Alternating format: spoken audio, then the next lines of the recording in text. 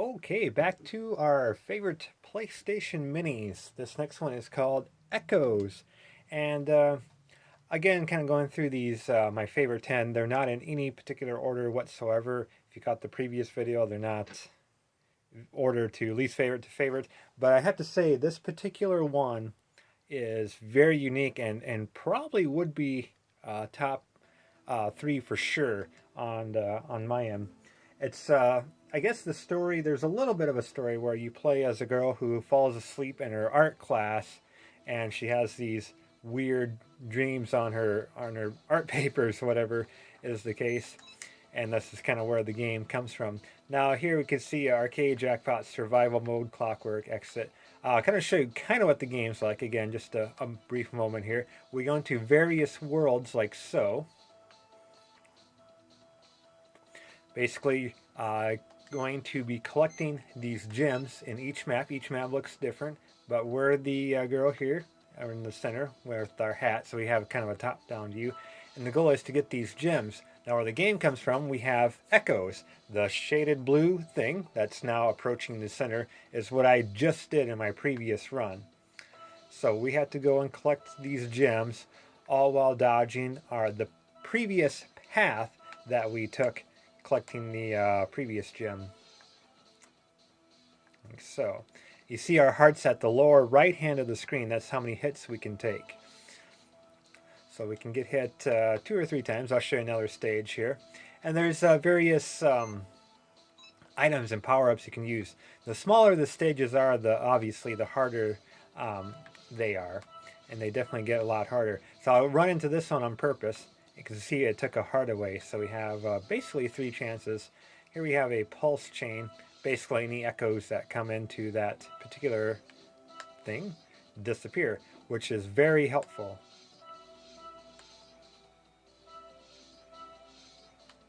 So you kind of get the idea there. I'll do a kind of one more stage here and I'll show you some of the other modes. This one stops time, which also stops the previous echoes from showing up, if only for a few seconds. But there's all of our paths that we took. So, echoes on that one. Luckily we can collect the gems in any order. Oh, I got a little hasty with that one. So you can see where very small narrow paths are not very good in a game like this. Luckily the smaller dots show the path that our echoes will take, so you can kind of see which way, see if you're going to be safe or not. So kind of the game there. There's high scores you can keep track of.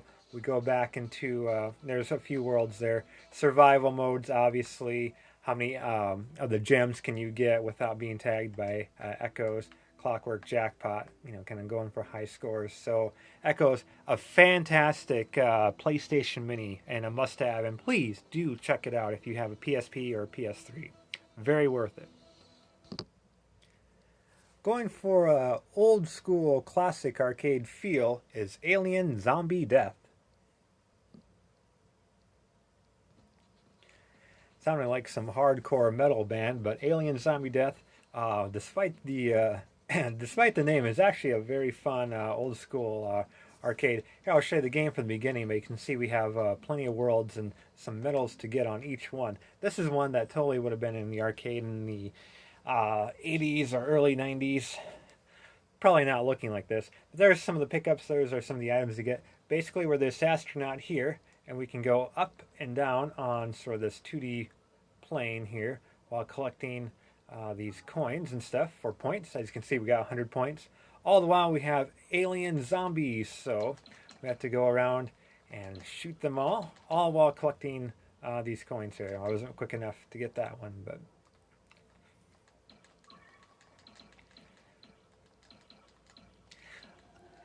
And once again, these games obviously really meant more for the PSP. I got a power up here that lets me kind of do a 3-way shot.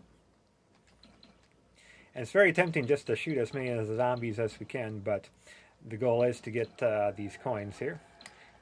Get them quick enough, you can rack up a chain bonus. Here we have some electricity to dodge. And at the top right hand of our screen, we can see where each coin is. So we're really racking up the points. We got 3 in a row. Hopefully we can get the 4th one here. Yep, right below us. Oh, it's a ×5. Very nice. Get that item there. This item's more of a very quick shot there.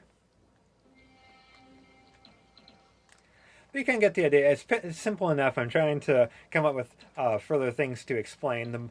The longer you're in the stage, the more points you get for killing the zombies too. We were getting 10 points each. Now we're getting 20. So, like I said, it's really a fun. Oh, there's a ×15. It's really a fun, very retro-inspired shoot 'em up here. And I think a lot of fans should check it out. We took a hit there. I like echoes. We can take 3 hits before the game is over. So thought I'd point that out as well. But yeah, Alien Zombie Death. Lots of fun to be had with this one. In part 1 of my PlayStation Minis episode, I showed off the a Minis version of the arcade classic Ikari Warriors. Now let's take a look at Lock and Chase. So if you're thinking this kind of looks a lot like Pac-Man, it is because it is heavily inspired by Pac-Man. Kind of play as a little dude, and you're going to be robbing a bank. Whoop, excuse me. Fun music. So if you played Pac-Man, you pretty much are going to understand this game. We're the little red dude here, and we're going around. We're collecting all the, I'm assuming they're going to be coins of sorts, and we have 4 security guards that are trying to chase us around this place. Now you might notice the green lines in the middle of the map here are doors, and that's kind of where the lock and chase comes in. The doors kind of open and close. You can kind of make your own doors, although that part kind of confuses me a little bit because kind of where they appear are a bit random. A little top hat here in the middle. Love the music. So I'm hitting the X button. So that was a red line there that I used to kind of trap a security guard. Man, I'm not doing very good at this. Normally I can get a couple of stages in without too much difficulty. I'll try to finish the map here. But yeah, just for a couple dollars, this was a fun arcade game, and it's appeared. I have it on the Atari 2600, and I believe the Intellivision as well. So it's nice to have the actual arcade version there. They're all crying because I got the big bag of money. See, and that door appeared long after I passed it some. I'm a little confused as to how exactly the doors work, but very useful. Oh, that was close. Very useful for blocking in the security guards. I think you can only do that a couple times. So I cleared the map, and I'll leave. And there we go. On to the next. So I think the patterns are pretty similar. Where some doors appear are different now. You can see the doors are all kind of on that middle part, and we don't have the tunnels on top now. They're on the bottom part of the side, I should say. So I think the map pattern stays the same, maybe just a tiny bit of a variance. But oh, I'm gonna get. They got me. They got me. But it's a fun little high score game, and definitely again more meant for PSP. But if you're playing on the PS3 like I am, it's a fun pass the controller game, so you can get the high score. Lots of fun. Lock and Chase. All right, the 4th game I want to show here out of the 5 is a little bit of a cheat because it's actually a 5-in-1, but really only 2 games are worth playing. So let's take a look at the 5-in-1 arcade hits. All right, here we go with this game. I'll show you. It comes with 5 games in here. And like I said previously, only 2 of them really are worth it. The first one here is just called Pairs. It's basically concentration. Like I flip over 2 cards, kind of try to remember where each one's at. There's a TV and in the earth. I thought I seen a TV earlier. Pencil and a beach ball. There's a paintbrush, calculator, tree, you know. So you kind of get that idea. That's nothing nothing too special. We'll go back. 15 puzzle. It's one of those kind of sliders where you have to try to get all 15 orders in 15 numbers in order. So you can only move you know, things here. Try to get the 1 like in the corner, and then the 2 would go right next to it. Voila, there's 1, and we probably could get the 2 up here pretty quick. So I'm not a big fan of that, but it's on there, and 3 different modes of that. So I think it's random every time too, I believe. Pool. This one's actually pretty okay. Works pretty fun for a pool game here. Although they don't quite get the power there. It's pretty simple. You can just use the D-pad. But as you've seen on the right side in my power meter, I had that thing pretty all the way down as far as power-wise. And it didn't really split the pool balls up too much here. We can kind of see how kind of aimed. And on harder difficulties, the aim arrows aren't quite necessarily as long. They're a lot shorter, so definitely a lot more aim.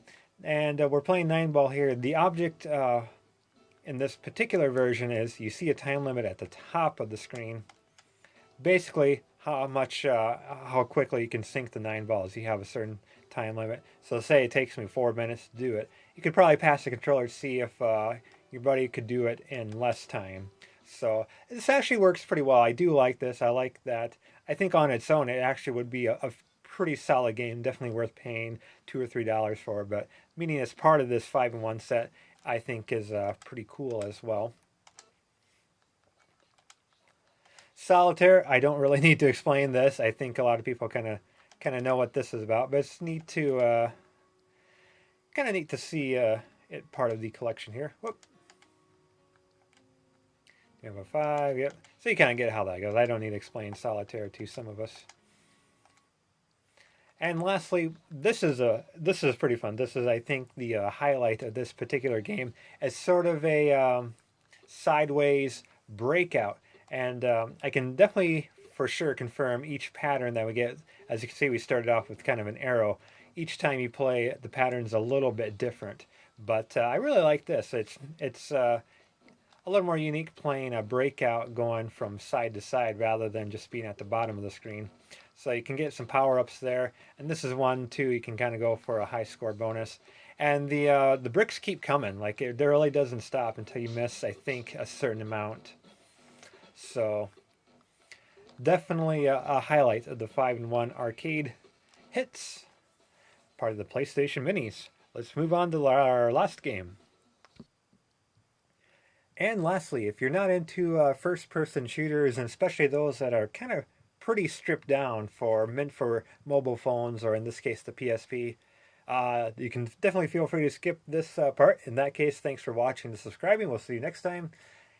But if you are interested in seeing how an interesting shooter works on a PSP, and one that's very Halo inspired, well, let's check out N.O.V.A, Near Orbit Vanguard Alliance. Alright, let's check out N.O.V.A here. This is one that is basically a PSP version of Halo. Not quite as epic or popular, but kind of see how it works out. Show you the options here just to kind of peek at the controls. There we go. Obviously meant for PSP, and I played this mostly on the PSP just because I don't like using the PS3 controller for this particular thing. Mainly because I have to use the face buttons to kind of look around and aim rather than the right thumbstick, and it works pretty well on the PSP, but on using an actual PS3 controller is kind of weird. I'll continue here. I had to skip the tutorial because it kind of took a little while, and I didn't think anyone needed to see that. I'll show you how the buttons work in 1/10 of the time. Loading up the stage here. Obviously it looks a little rough, but again, meant for PSP, and it's only a game that's just a few dollars when I purchased it, so I'll skip there.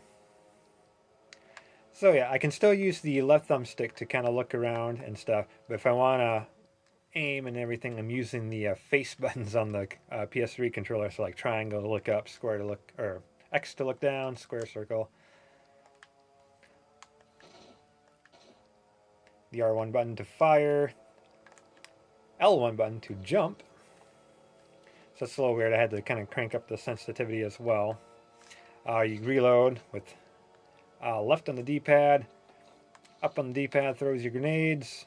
Freeze ability, I'll show you what that's about in a second. I can switch weapons with right on the D-pad, so it's there. I think they did pretty good, but I would have liked to see an option to use the the other thumbstick when using a PS3 controller. But again, these are specifically designed for PSP, so I can't fault them too much.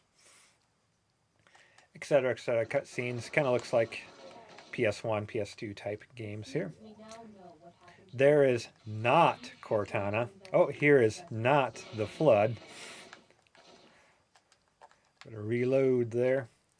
But yeah, it's pretty basic. There really is nothing too exciting. The game's not graphically impressive or anything. Here's my freeze ability here.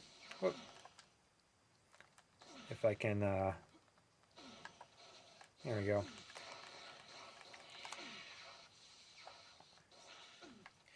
Switch up my guns. So you basically get the idea. I don't think I need to spend too much more time with the game, but if you're looking for a pretty solid shooter on PSP, and that was one little section there, so it's divided up into nice little sections. I do like that. But definitely check out N.O.V.A if you're interested in a good shooter on the PSP. That will do it for me. Thanks everybody for watching this video and the previous video if you saw part 1 where we showed off a different batch of 5 games for the minis. So I'm Kyle. This has been Game Time. Again, follow me on Twitter at Kyle_325_. Visit cartridgeclub.org and subscribe if you like this video. We'll crank out a few more PlayStation themed videos here in the next couple days, as well as various videos in the future. So leave a comment, subscribe, etc. And take care, happy gaming, and thank you for watching.